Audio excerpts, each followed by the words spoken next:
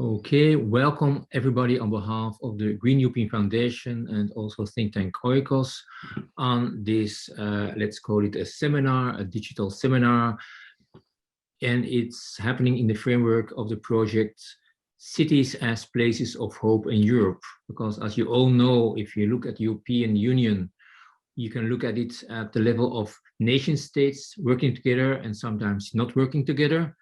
But you can also look at Europe as a landscape full of progressive cities realizing transformative policies.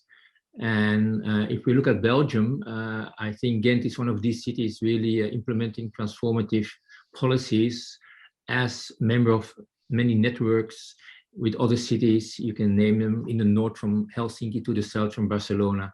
We see actually a thriving network of cities that show two important things. First, that the transition to socio-ecological society is possible, but at the same time, it also enhances the quality of life of the people living in the city. And I think this is a crucial point to make.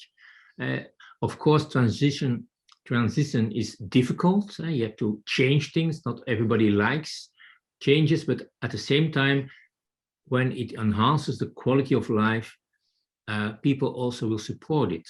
So I think this is something that I personally experienced in Ghent with, for instance, the mobility plan. Really the quality, it was not only the mobility that changed, but also the quality of life. Okay, that for the introduction.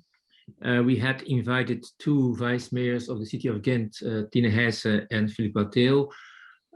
As it goes in politics, unfortunately, Tine Heyse had an agenda change, so she will not be available, but I'm very happy that two of her collaborators are very willing to explain to us two, I would say, key policies, which Tine Heyse is implementing. First, of course, climate policy. I think this is crucial for all cities, but also Ghent has started a policy on decolonisation, which I think is also crucial in the current times. And then in the second half of the seminar, we are very happy to have with us the Vice Mayor, Filip Watteeuw himself, who will talk about the mobility. I want to give the floor to Isabel Thijs, who will talk on, I think it's maybe something different, but I think it's connected. She will talk about the policy of decolonizing the city. Isabel, you have the floor. Thank you. Yes, hello. Okay, hello. Today, in fact, we are the 30th of June, and we celebrate the 61st anniversary of the independence of Congo, our former colony. So I think this is a very symbolic day to talk about this subject in Belgium.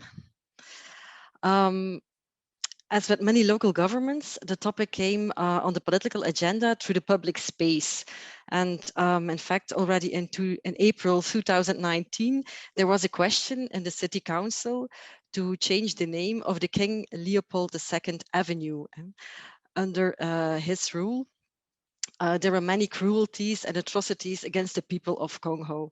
So there was a debate in the city council, and the conclusion was not to take a decision yet. However, it was decided to set up a participatory process on how to deal with our colonial past. And that process could lead to recommendations on street name changes, but it definitely should not be narrowed down to that. And all this was even long before the Black Lives Matter movement. In November 2019, so a couple months after that decision, a group of people came together for the first time. There were about 25 of them. And at this first meeting, the themes to be worked on were determined. And as you can see, the public space was one of the themes, next to 5 others like anti-racism, representation in the city staff, school, childcare and youth work, decolonial education and global justice. Our process was not only crossed by COVID-19, but also by the Black Lives Matter protests. And so it happened that even before the protest was completed, and thus even before the report with recommendations was made, the bust of King Leopold II was removed on the 60th birthday of Congo's independence, so exactly 1 year ago. And this bust will be given a new place with explanation, but in the city museum. And the images of this action went around the world. In fact, never before has a press event in Ghent received so much international attention. But meanwhile, the journey continued, and in the end, there were 3 meetings, and each time with a few more participants. For the first meeting, we sent out invitations based on the agreements in the City Council in April 2019. And a balanced composition that was in fact very, very important for us. And for example, we asked the University of Ghent to delegate only 5 academics. We didn't want to have half the people from the university. And on the other hand, people from the African diaspora, they were personally approached, and not only via email, but also by telephone to ask them to join the group. After this first meeting, a little group of 25 people, the group grew organically, and in total 75 people attended to 1 or more meetings. What else can I say about this participation process? We had an external process supervisor, and that was not a luxury considering this sensitive topic.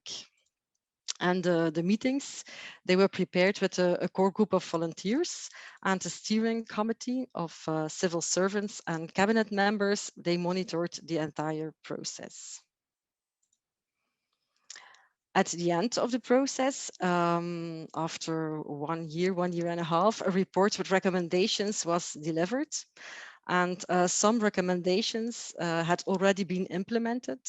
Others were in the pipeline, also thanks to the process. And the city has decided to work on a lot of them, but others the city cannot or will not implement. So we were very honest about that. And that was, for example, for legal or financial reasons.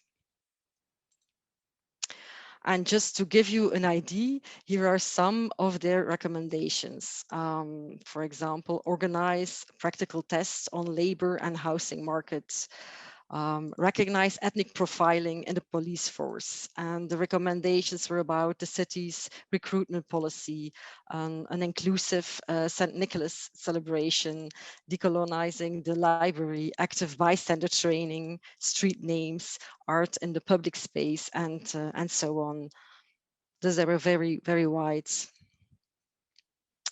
And all these recommendations were, of course, meant for the city council and the city administration. So a bit a boring side here, but just to show that besides that participation trajectory, there was also a political process. And at the beginning of this year, and the participants received a comprehensive answer from the city, an answer to all those, to the report sent us. And not only on paper, but also during a consultation that unfortunately had to take place online, also due to COVID-19. And there was also a public debate in the City Council in February and March. And decolonization was and still is in Belgium and Ghent, I don't know, I think everywhere, is a very sensitive topic. And the debates, they were at times disrespectful, also towards, or especially towards the participants, and mainly from the right-wing opposition parties. As our Deputy Mayor Tine Heyse summed it up, those who did not agree with the message, they shot at the messengers. And so we come to one of the many lessons learned during this journey. And I think the most important one is that the participants need a safe space. And in April 2019, the City Council decided which actors had to be involved in this whole process. And in addition to advisory councils, civil society organizations, and academics, the African diaspora certainly had to be represented. And so we explicitly did not choose an expert committee. And many participants, they were experts by experience, and they were people of color, and it was important for them to be able to express themselves and to tell their story in a safe environment. So that was really the most important lesson we learned. And the report with recommendations, this was not an end point. On the contrary, it is a starting point, and we realize that there is still a long way to go. So for those here who want to take similar steps, I can say take your time. First of all, for the process, but also for the following steps. It really takes time to decolonize. And in the final report, the participants urge us not to engage in cherry picking. These recommendations are much more than a checklist, and they are a proposal for a beginning of contribution to a longer and much broader process of fundamental system change. And the process was led by one small team, and actually by one single civil servant. And there was a steering committee, but this was still an enormous task for one person, especially because all these recommendations were citywide, with different departments involved, different responsible deputy mayors. And I have to admit, we underestimated how much time and energy it would take to inform and sensitize all these departments concerned.